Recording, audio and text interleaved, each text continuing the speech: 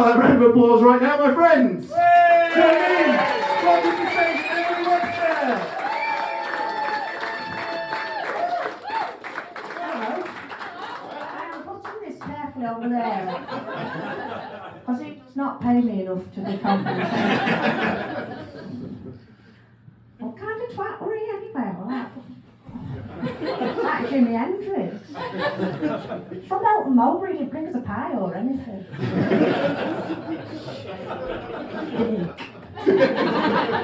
Anyway, hello, Shinnon.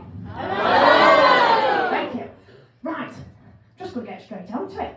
Right, I am willing to bet the first 3 people here, there is no money, so don't start, that you cannot guess my first job. A carer, no. A farmer. Can I just say I am wearing wellies because he sent me a message, he said, do you want to live? Because my car's low down. He says, do you want to live? Wear your wellies. I fucking did. I got them out of garage. I'm going to go top. I had to repair them with electrical tape. You don't get that at Live at the Apollo, do you? That's a fucking Derbyshire special for you. Anyway, so, what's your name again? Sam. Sam. To Sam's lady wife. A teacher? No. My first job, I was cleaning a Boswell Castle. Oh. Can I say how much I love you? Because the fact that you're owing a cleaning job means you're a bit of me. So basically, yeah, I was doing this job, setting up for weddings, and I don't know what you know about weddings, but I'm just going to lay it down for you real quick now. You want to get married on a Thursday, it's £4,000. Friday, £5,000. Saturday, it's £6,000. Sunday back down to 5. So as you can see, it's an industry built on the back of love. I'm getting 17-year-olds to do all the work. Because at this point in time, I did this with my boyfriend from college. And we went back and it was Chesterfield Tech, and we set this all like, what you guys been doing all summer? And I'm like, well, we've been like prepping and setting up for weddings. Oh my God, was it like for you?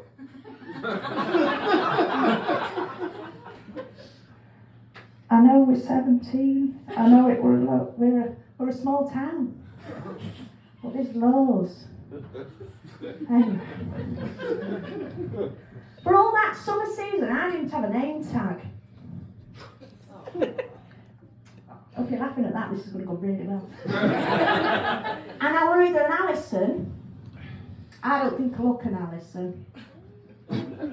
No. Look at concern there, your eye, look, thank you. And then, or Chanel. Chanel?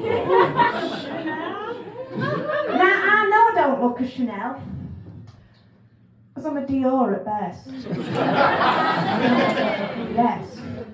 But names are quite important as well, like in customer services, because I've done quite a few customer service jobs. I've been called all sorts. Been called...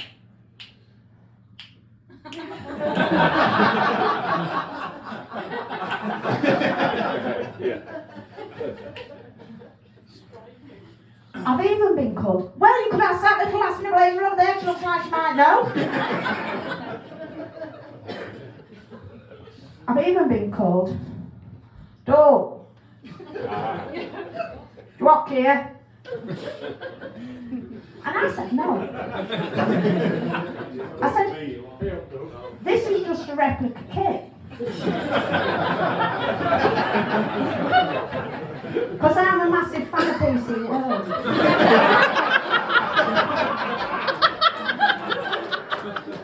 And I tell you, that actually happened. Ravenside Retail Park, 2013. Scarring. Your name's important though, isn't it? You know, yeah. And I don't know if you ever did this project when you were at school. You might have done where it's like, what does your name mean? Well, I did. So I go home, I'm like, Mum, why am I called what I'm called? And she said, well, you're called Emily Charlotte. It's a link to the Brontes, the suffragette movement. I said, yeah, but Mum, did you ever finish Wuthering Heights? She went, well, I got halfway through. But does it count if it's the song?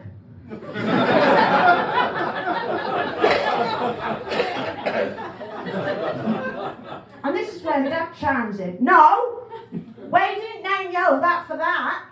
We named you after Emily Bishop and a type potato. Audacity of this man. It's called Gary. After Gary Cooper. And my dad's from Tip Shelf, which I, funnily enough, don't have to explain to you, but you know, America. I do know a tip shelf. You do? Yeah. You know, fucking fine. Oh, you've just saved me a minute there. Basically, long story short, with Tip Shelf, there's a pub, and it ain't ironically called the Slap and Tickle. These people shouldn't be allowed to name nothing. So yeah, you get a load of different names in customer services, but I once had the opportunity to travel in time.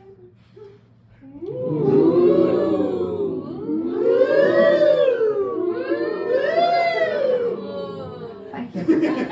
I once had the opportunity to travel back in time to 1973, and I do not know if I was mad, in a coma, or back in time. But I were in a phone call with this man, and we get halfway through it and went, but love, can I talk to a man about it? Shannon, you think I put this man on hold? You think I put this man on hold? I fucking did. And I ran round all my office.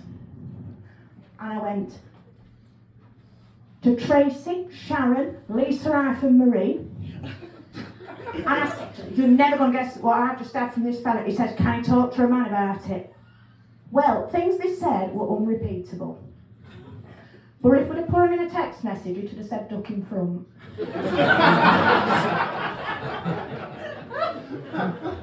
Funnily enough, I didn't ask two men we'd got in the office. You wouldn't have done either, because we'd only got him for diversity reasons.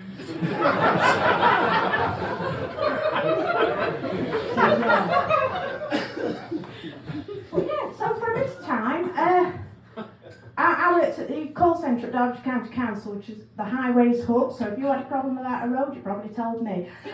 And so I was there, I thought, right, well, I've got to get prepared for this. Excuse me. You have to be limber when you're on call centre, you just do.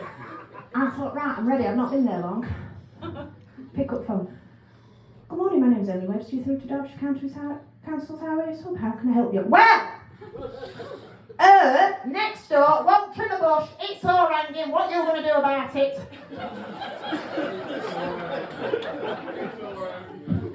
Shinnon, I laughed.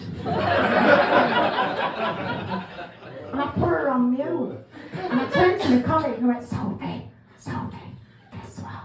Got over on phone, she just said, her next door won't trim a bush, it's all hanging. I'm not kidding, she went, yeah, that's a H320. No, that weren't where I wanted. So I waited till I were on my break, and I ran down 3 flights of stairs, across the road, went to reception to tell Ellen, you're going to be Ellen today. So I went, and I said to her, Ellen, guess what? I've just had this phone call, and she just rung me and she said, her next door won't trim a bush, it's all hanging. She didn't miss a beat, and she said, you can have a lot of fun with a big bush. Fucking yes! I ran back up them stairs. I had to use my security pass 5 times. Well, worth it. Anyway, a few weeks later, somehow, I'm still there. I picked the phone up again. Good morning, I didn't even get that out. Well, I've been on phone 37 minutes listening to 4 Seasons. What have you got to say about that? Well, my dad always says, walk like a man's the best way.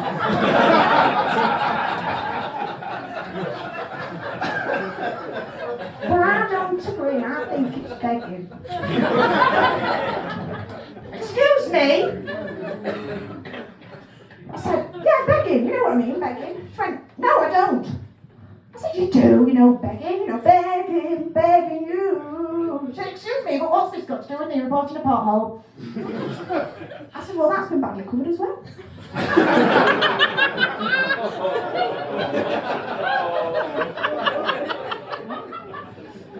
Anyway, so she says, have you seen Jersey Boys, by the way? It's a class film, it's probably on Netflix, Clint Eastwood directed it. And she said, I don't understand what's this fascination of yours with Frankie Valli and the Four Seasons. I said, well, long story short, my dad used to take me to work with him in a van, and we had about 5 cassettes in it. And I'm not going to lie, you've never lived until you've heard a cassette player in a Maestro van. Anyway, she said, I don't feel like you're taking this inquiry very seriously. I am, I'm working my way back to you.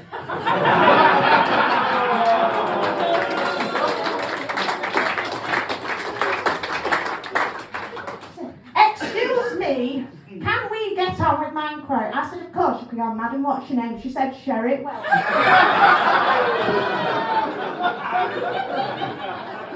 nearly died. And I thought to myself, well, I can't sing to her again. I'm on way for thin ice. I put the phone down and Sophie says to me, oh, sorry, I need a pension at the loan. Was it at least I'm on this time? I said, no, I'm wasted here, aren't I? Yeah. Anyway, still there a few weeks later. Shocking, I know. Pick up phone. Good morning. Well, there's a swan walking up our cul-de-sac. What are you going to do about it? I said, what's it doing? She said, walking about. Threatening, going up and down drives. I said, where do you live? She said, North Street. I looked it up. I said, do you think it's just like looking? Because there's 4 houses on yours. And yours going.